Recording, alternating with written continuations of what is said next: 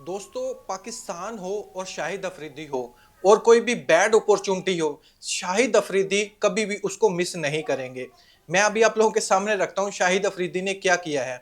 आप अंदाजा लगाएं, पाकिस्तान क्रिकेट बोर्ड साइम यूब की इंजरी के हवाले से अभी चुप है।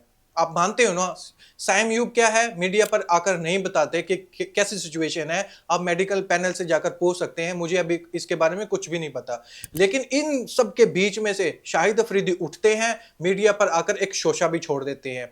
मीडिया पर आकर उसको सबसे पहले बताने की क्या जरूरत थी? अगर आपकी साइम यूब से बात हो ही गई तो क्या मीडिया पर सिर्फ हाइप लेने के लिए ये आपने आकर बात बताई है? जबकि पाकिस्तान क्रिकेट बोर्ड की मैनेजमेंट कुछ भी नहीं कह रही, लेकिन आपको क्या जरूरत है मीडिया पर आकर इतना बड़ा ब्लंडर मारने की? आपने जो मीडिया पर आकर एक शोशा छोड़ा है कि 3 हफ्ते तो इंजरी में लगेंगे और साइम यूब चैंपियन ट्रॉफी से बाहर हो गया, यानी अपने ही मुंह से वो कहने लग रहा है कि साइम यूब चैंपियन ट्रॉफी से बाहर हो गया। क्या आपको ऐसा फील होता है दोस्तों?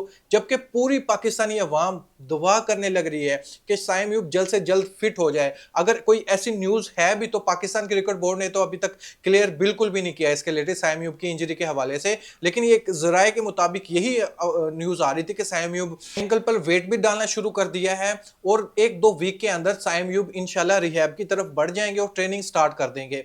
लेकिन शाहिद अफरीदी ने आकर मीडिया पर यह कहा है कि 3 हफ्ते तो इसको ठीक होने में लगेंगे। आपको पता है कि सर्जरी तो हो नहीं रही थी, आपकी दुआओं के असर की वजह से सर्जरी तो कैंसिल हो गई। जो इंजरी थी उसको रिकवर होने के लिए डॉक्टर ने 3 हफ्तों का कहा है, बकौल शाहिद अफरीदी के। शाहिद अफरीदी को किसने कहा है? साइम यूब ने कहा है, और यही इसने मीडिया पर आकर कह दिया है। शाहिद अफरीदी का यह कहना है कि मैंने साइम यूब को कॉल की है, मैंने साइम यूब से पूछा है उसकी इंजरी के हवाले से, तो साइम यूब ने मुझे क्लियरली कहा है कि मेरी इंजरी के लिए अभी तक तो 3 वीक का टाइम लगेगा। इमेजिन करें, 3 वीक का।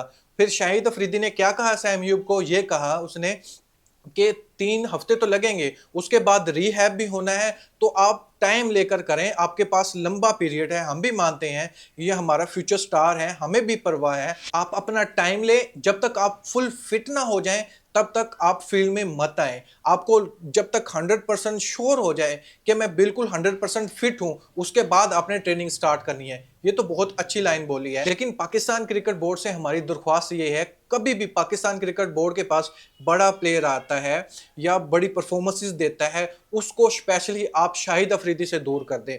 देखें, हमने पहले ही बहुत बड़ा नुकसान उठा लिया है शहनशाह अफरीदी की सूरत में।